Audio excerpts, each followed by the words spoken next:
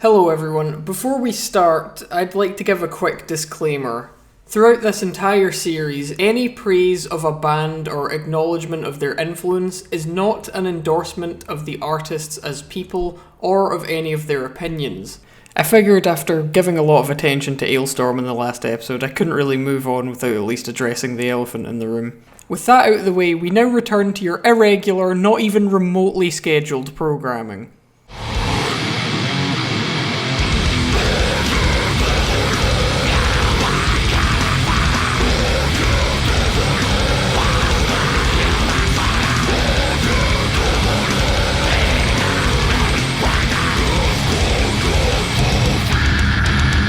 Like I said at the end of the last episode, I'm now going to turn over to my audience's requests, going over the most popular requests in order of popularity and descending down until we get to the really obscure stuff that barely anyone asked for, which I'll be skimming for time, assuming I feel I have anything to add.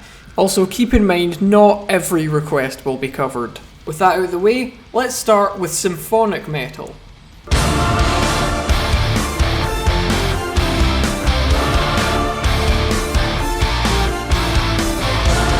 Once again, this is an incredibly self-explanatory subgenre, which is versatile enough to be combined with any other metal subgenre. Symphonic metal is a lot like folk metal in that it takes symphonic instruments and symphonic songwriting and blends it with metal. The typical metal sound is accompanied and complemented by strings, brass instruments, choirs, and other orchestral music, while the riffs and other melodies on the guitars tend to sound like a metal cover of an epic orchestral film score. In essence, symphonic metal is the metal subgenre for people who only listen to video game soundtracks. And it works! The genre is very popular by metal standards and is able to appeal to dedicated and casual metal fans alike. It's also very versatile, as the symphonic elements can be applied to any subgenre, from power to death to black. As a general rule, the production tends to be very good, because if you're going to go to the bother of including orchestration, the ship has already sailed on having a raw sound. An initial inspiration for the subgenre was Celtic Frost, pioneers of first wave black metal, who implemented some symphonic elements on their 1987 album Into the Pandemonium. This was just 1 year before they went into an utterly inexplicable hair metal phase, so it's no surprise that they were in an experimental mood at the time. There were other bands who occasionally implemented some symphonic elements, including some of the bands who I mentioned in the gothic metal section, but a lot of credit belongs to Therion, who accompanied their music with a live orchestra. And keep in mind, all of these developments predate Metallica's S&M album, so that album didn't so much develop the genre as it did draw attention to it and generate interest. Then, in 1997, three of the subgenre's biggest names released their first albums. These were Nightwish, Rhapsody of Fire, and Within Temptation. Nightwish and Within Temptation are both extremely popular, owing to the fact that both feature clean female vocals, which make them very palatable to mainstream audiences, and it sets them apart from most bands. Nightwish are among the symphonic metal bands who utilise operatic lead vocals, which are impressive by the standards of any music genre, let alone metal.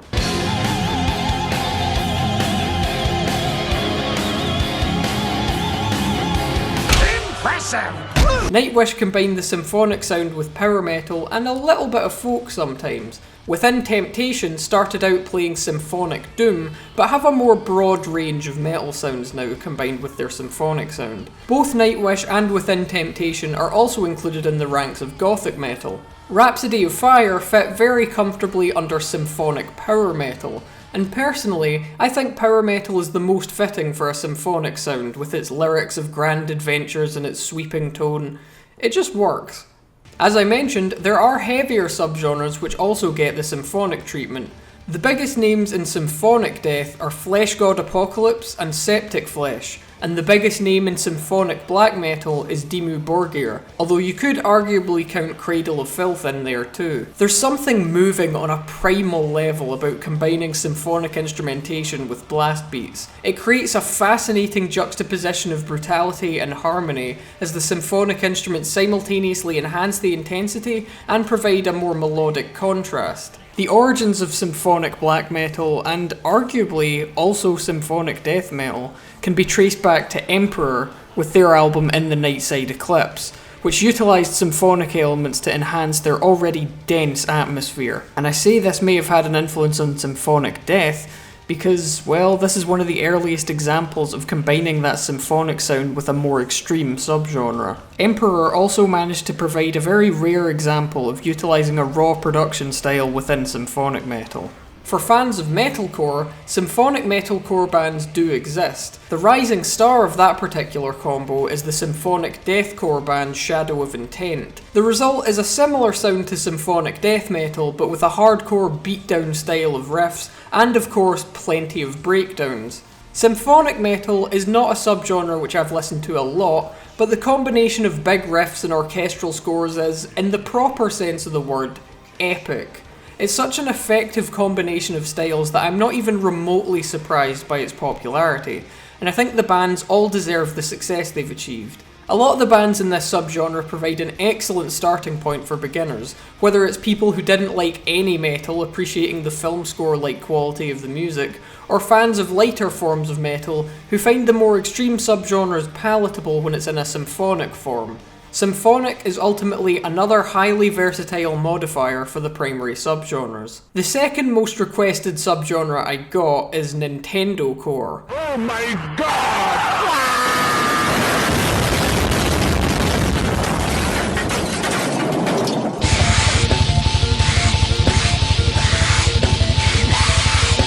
This one has already been covered in painstaking detail by Pagefire, so if you're interested, I would recommend checking that video out.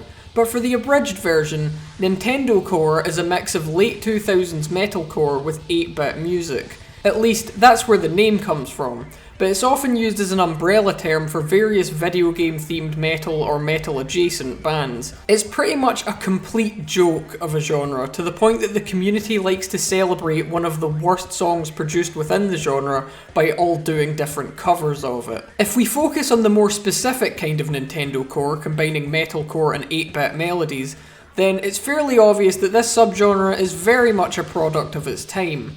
Nostalgia has always been a big part of internet culture, but specifically nostalgia for 8-bit stuff was huge in the mid to late 2000s, with the angry video game nerd and his countless imitators dominating video content. The metalcore part is just because that's what was popular at the time. If it started out in the late 90s, it would probably be Nintendo, and if it came out now, it would probably just be some Bring Me the Horizon knockoffs, but they found a way to make the annoying noises that band agonizingly contorts into melodies even more fucking annoying. It's wild to me that people will say they can't get into Darkthrone and then listen to this by choice.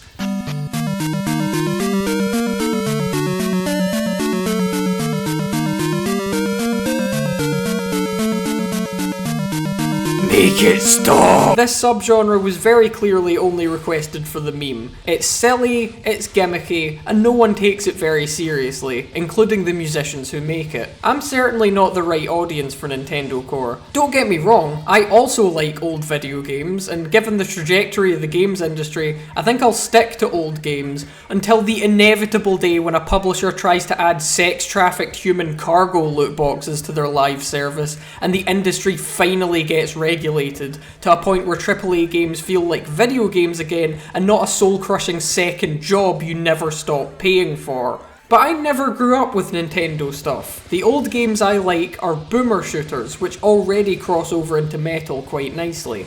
Plus, as I've said, I find 8-bit music incredibly grating to listen to. I know that's rich coming from a black metal enjoyer, but it's the truth. So this is definitely not a subgenre for me. Notable bands include I Am Error, Crystal Castles, the NES Eskimos, and Mini Bosses. Frequently included in the ranks of Nintendocore is Power Glove, who do metal covers of old video game music, but they don't have anything to do with chiptunes or metalcore. Before I move on, since Nintendocore can be used more broadly to include any metal and metalcore about video games, does that mean Shadow of Intent's Halo-inspired stuff counts as Nintendocore? I'll let you decide. The next request is Mathcore and Math Rock.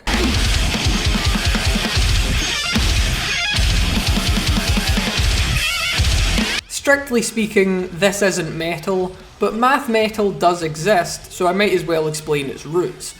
I'll focus on mathcore because that's closer to metal. The math part refers to all the complicated numbers from time signature changes, rhythms, structures, and a whole lot more technical stuff that I don't understand music theory enough to explain. This results in very chaotic and unpredictable music. The influences on this genre can be traced as far back as King Crimson, as technicality and experimentation are a natural part of prog. Then bands like Foals, The Dismemberment Plan, and Tricot focused more on the aspects that would define math rock in future, further developing the highly technical style. Then mathcore came along, combining said sound with hardcore. This created frantic, aggressive playing that managed to draw frequent comparisons to jazz. It effectively expressed the anger of hardcore punk through the technicality of math rock, with at least a little bit of metal in there as well.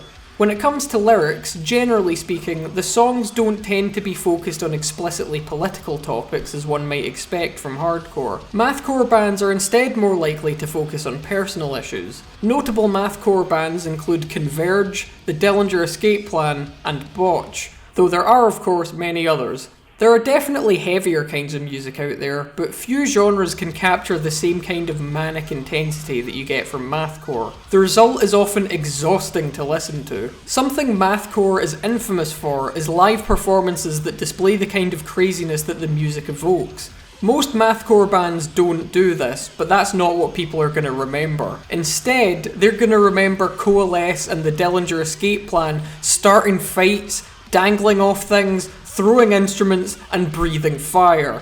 The most infamous incident is worthy of a thumbs up out of G.G. Allen's grave, as Dillinger's frontman, Greg Puciato, treated Reading Festival to the sight of him shitting into a bag, throwing it into the crowd, and smearing some on himself. This literal shit-flinging was explicitly intended to show his disapproval of the other bands playing at the festival. Since he proved you can get a lot of attention and praise from contrarians by behaving like an incontinent toddler because music you dislike exists, in a way he was kind of a pioneer for the online metal community. There is of course math metal, but this mostly refers to gent. So rather than the anarchic noise of mathcore, the most popular way to do math metal is in a far more orderly, robotic style, although gent can still sometimes get chaotic as well.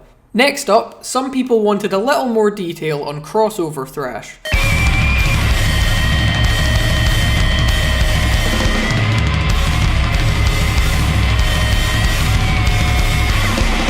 Crossover thrash refers to bands that fuse hardcore and thrash metal. These two genres are already quite similar, so they're a good pairing. Suicidal Tendencies are credited with pioneering the genre, but there are a lot of bands that fall into this category. Some lean more towards the hardcore side of things, like Cro-Mags and Agnostic Front, so they're hardcore bands with a thrash sound, and some lean more into thrash, like Sod and Nuclear Assault, so they're thrash bands with a hardcore sound. Like I said, these genres were already similar, so bands I've mentioned before like Municipal Waste, DRI and Power Trip are often included in this category as well. Other bands of note include Cryptic Slaughter, Biohazard and even Body Count, who are better known for being a rap metal band, but the metal side of their sound is very thrashy with quite a lot of hardcore influences. Despite their rap metal trappings, they certainly aren't nu metal and predate that particular trend by quite a few years.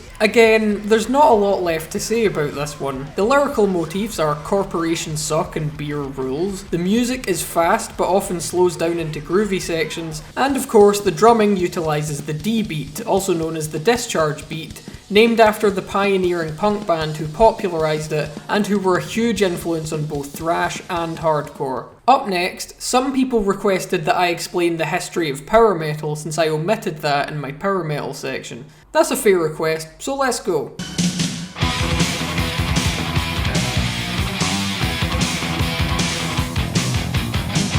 When thrash metal first came about, some people looked at British heavy metal and thought, "We love this fast, aggressive stuff. Make it faster and cut out those cheesy parts and it'll be perfect." Meanwhile, other people listened to it and thought, "We love the epic tone and silly parts, let's make it faster and even cheesier." And thus, power metal was born. As I explained way back in part 2, power metal has a lighter and more uplifting sound. While thrash was too mean to be mainstream, power metal was too nerdy. Dio rightly gets credit for inspiring power metal, particularly through his work in Rainbow. Heavy metal that leaned into high fantasy concepts was obviously a major influence. Rob Halford's vocals in Judas Priest set the blueprint for the high-pitched, dramatic singing, and Iron Maiden encouraged bands to go for an anthemic sound. I think Iron Maiden are about as close to power metal as heavy metal gets, and I think you could argue that they're proto-power metal, but I still think they count as heavy metal instead. In the United States, bands like Savatage and Kirith Ungol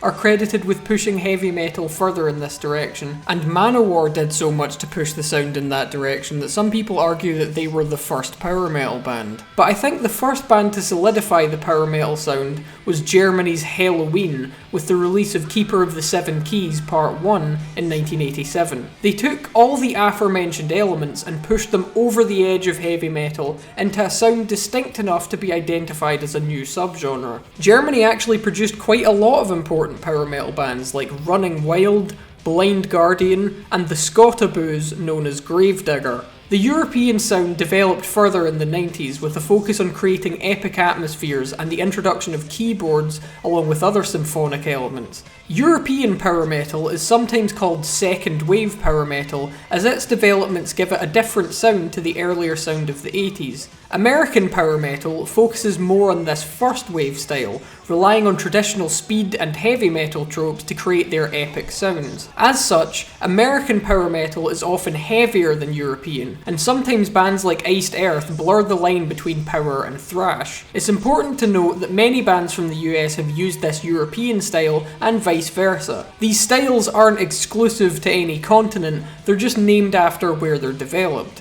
Very occasionally, power metal is combined with heavier subgenres, such as Children of Bodom's blend of power metal and melodeath, and if you're in the mood for hot takes, Amon Amarth's output from Twilight of the Thunder God onwards is also ultra angry power metal with death growls. And that was power metal, chugging along in its own niche, not bothering anyone. Too light for extreme metal fans, but too metal for mainstream rock success.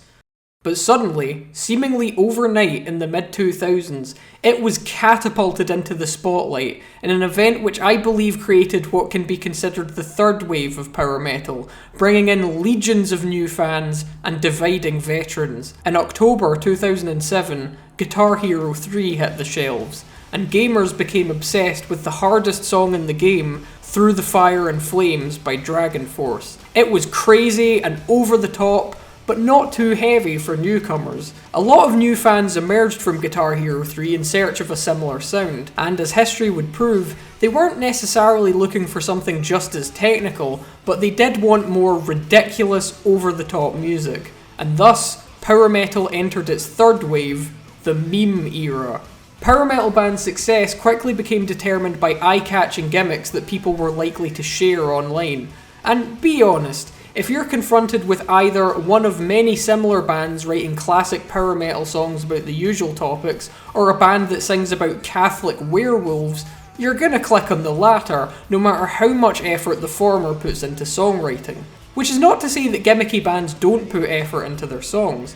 Yes, a lot of popular tropes are used for mass appeal, but writing a catchy, memorable song is a lot easier said than done. Still, the gimmicks are what brought these bands attention initially. As this went on, lots of bands had some kind of crazy gimmick, and at that point it's hard to stand out.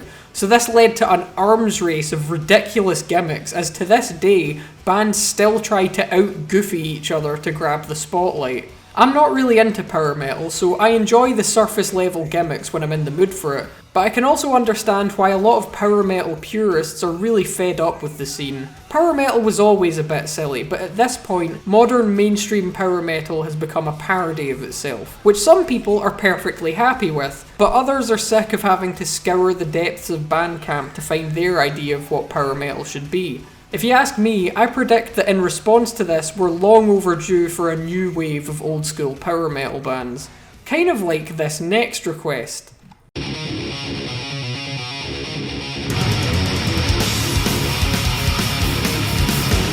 The new wave of traditional heavy metal, or Neue, started in the late 90s. Ever since Venom inspired multiple subgenres for metal to branch out into, heavy metal was still very successful, with Priest and Maiden touring the world in big stadiums, but it had largely been abandoned by die-hard metal fans, excitedly chasing after the latest developments in heaviness. In the 90s, the subgenres got heavier and darker, to the point where it was becoming a bit too much for fans of the classic sound. Meanwhile, groove metal had taken over the mainstream, and this is conjecture on my part, but I believe the tipping point was nu metal. That's when some bands said, "Fuck this, metal doesn't sound like metal anymore. Reject modernity, embrace tradition, return to Maiden." And they did exactly that, but with the benefit of hindsight, so they could combine all the best elements of the old school heavy metal sound and ignore some of the blunders of early experimentation. Now, you might be wondering how to tell the difference between this and power metal,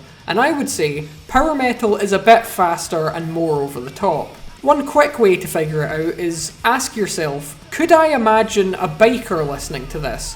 If you can, it's heavy metal. If you can't, it's power metal. Traditional heavy metal has an unmistakably 80s sound, even if it's written and recorded now, whereas power metal sounds like it could come out at pretty much any time. Those are very general rules, but they should help. The band that's most frequently credited with kicking off this movement is Wolf, not to be confused with a new wave of British heavy metal band from Carlisle with the exact same name. They released their self-titled debut in 2000 with some unconventional album art. Yeah, laugh at that album art all you want. If you give it a listen, you'll find the riffs will pull your giant nu metal jeans clean over your head and kick you down the stairs for daring to abandon the ways of the 80s. Other bands in this revival include Bullet, Enforcer, Cauldron, and Ambush, but there are of course many more. Some might call this derivative and simply cashing in on nostalgia, but that's really not the case. When the new wave of traditional heavy metal started, there was really no demand for it. The bands just did it out of their love for the classic sound. The scene is looking a bit healthier now, but it's still not popular. If you want to cash in on old school heavy metal nostalgia, you pretty much have to actually be an old school heavy metal band. As such, I have great respect for these new wave of traditional heavy metal bands soldiering on and playing what they want on their terms. And now we've really reached the bottom of the content barrel. The following requests were not very popular, but I'll quickly cover them just to clear everything up. Neue Deutsche Härte, or New German Hardness, Yeah. Cox. refers to a musical movement in Germany and Austria which started in the 90s. It broadly covers a specific flavour of industrial rock and industrial metal. So next time someone tells you a band isn't metal because they're NDH, they are talking out their fucking arse. The term was first coined in the music press after the release of Rammstein's debut album in 1995, but Oomph are credited with pioneering the sound the year before. It refers to a mix of electronic and/or techno music with alt and groove metal and even a bit of hardcore. A lot of different music gets mixed together to make it. The songs are mostly in German and the vocals are usually clean, although harsher vocals are sometimes used. A lot of vocalists in this genre were fond of overpronouncing everything, rolling every R like Peter Steele on National Talk Like a Pirate Day. Alongside Rammstein, bands like Oomph, Megahertz, and Eisbrecher continued the musical movement. Once again, it's a case-by-case thing, but I don't think it's unreasonable to count a lot of it as industrial metal, but that's my opinion. Dark metal is an incredibly vague subgenre that people can't even agree on the legitimacy of, but if we assume that it's real, it is named after the album Dark Metal by Bethlehem and combines black, doom, and gothic metal, with a little bit of symphonic in there as well. It's a term I see get used very rarely, and we already have gothic doom and gothic black, so it seems kinda redundant. Then again, perhaps gothic black and symphonic doom is a bit of a mouthful, so maybe this name does have its place. Metalstep, or Deathstep, is a mix of metal and dubstep. There are a lot of remixes of existing metal songs, but there are some original songs too. This one definitely isn't metal if you ask me. To me, it sounds like dubstep taking metal influences rather than the other way round.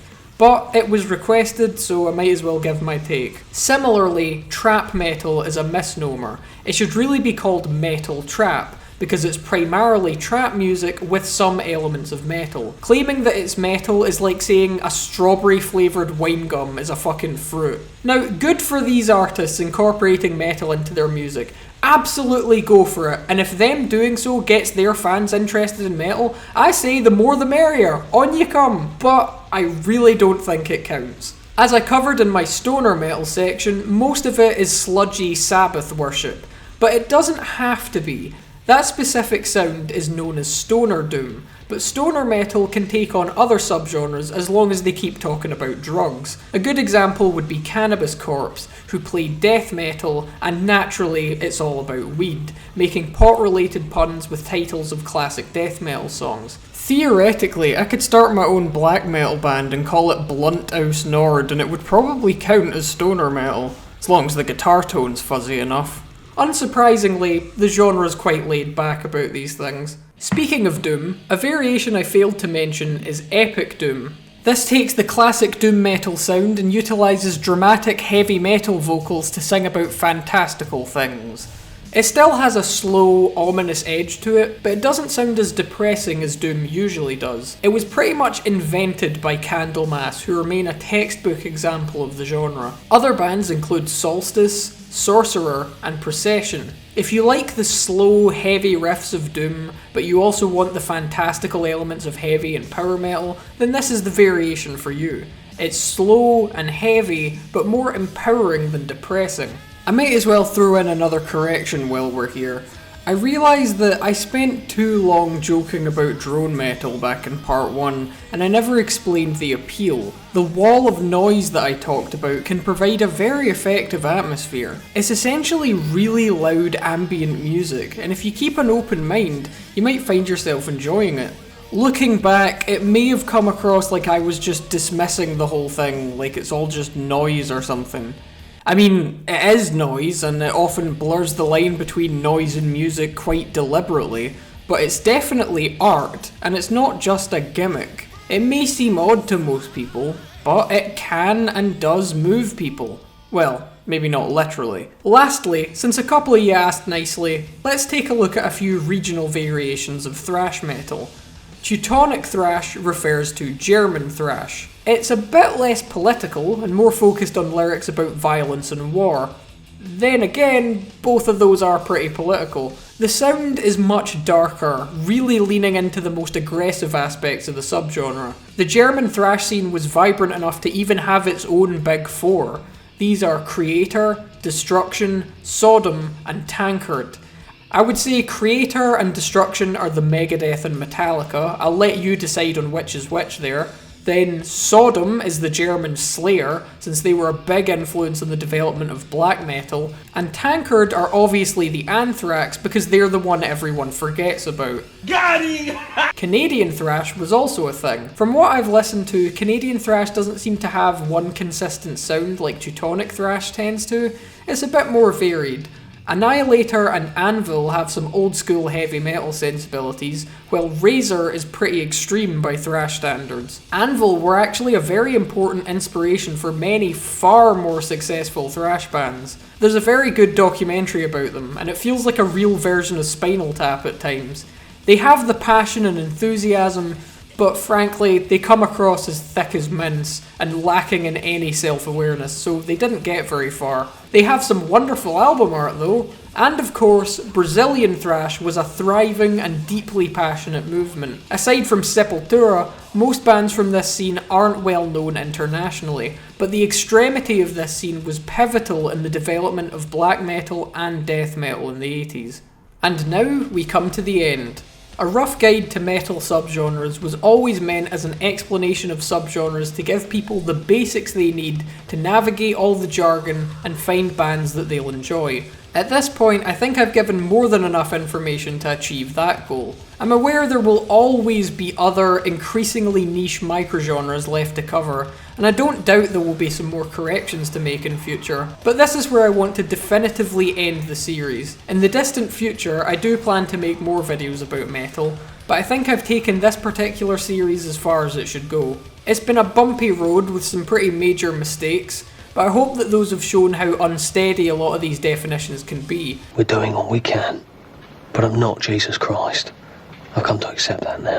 Should always be ready to adapt to changing terminology and keep in mind how arbitrary the lines between genres really are. So hopefully now you, the viewer, are equipped with the basic knowledge of each subgenre that you would need to get into them. But there's still lots more to discover. Maybe you've realised you like death metal, and in a few years you'll get so deep into it that you can tell the differences between Finnish and Swedish death metal just from the riffs. There's always more to learn beneath the surface. I suppose before I leave you to your journeys through metal, I might as well give you some advice for navigating the metal community. Firstly, do not be turned off of a band just because their fans are dicks. I'm willing to bet a lot of dicks listen to your current favourite band.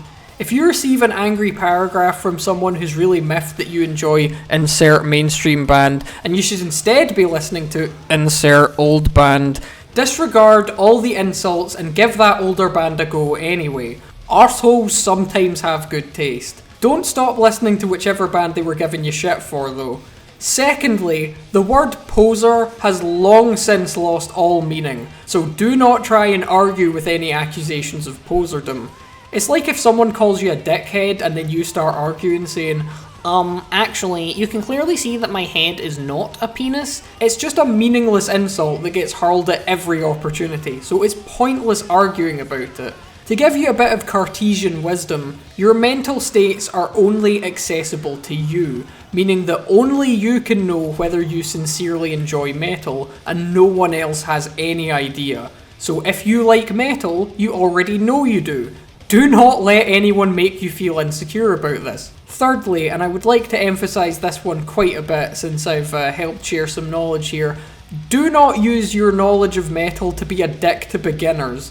We were all that clueless kid at some point. Help people out and correct people when they're wrong, politely, but don't be hostile unless it's really called for. The online metal community is already needlessly confrontational, so please don't make that problem any worse. Fourthly, and frankly this applies to any music fandom, not just metal, do not try to forcibly convert everyone to your good taste. Now, I'll use good taste as a figure of speech, but no such thing actually exists. If someone likes Nickelback, they're not waiting for you to save them. Give them recommendations if they're interested, or if you genuinely think they might like it. There's absolutely nothing wrong with that, but don't view others' tastes as something you can correct.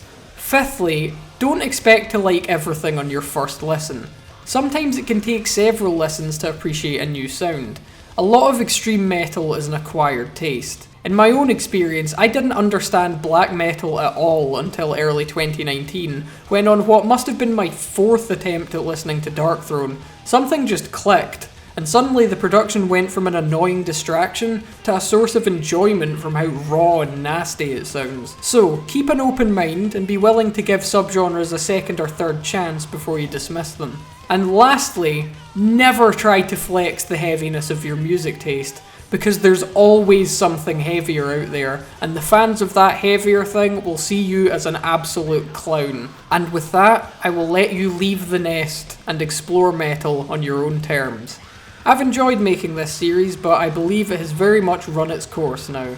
I learned a lot making this, and even discovered some new bands for myself while exploring the various subgenres. I plan to make more videos about metal sometime in the distant future, but I doubt that'll happen very soon or with much consistency. Thank you all for watching and coming back time and time again despite the long gaps between videos, and thank you for staying pretty calm about my mistakes throughout the series. I made a playlist on Spotify which has all of the songs featured in this series in order of appearance, even ones that play for less than a second. There will be a link to that in the description. I'm Perg, and that was a rough guide to metal subgenres. Metal's coming back.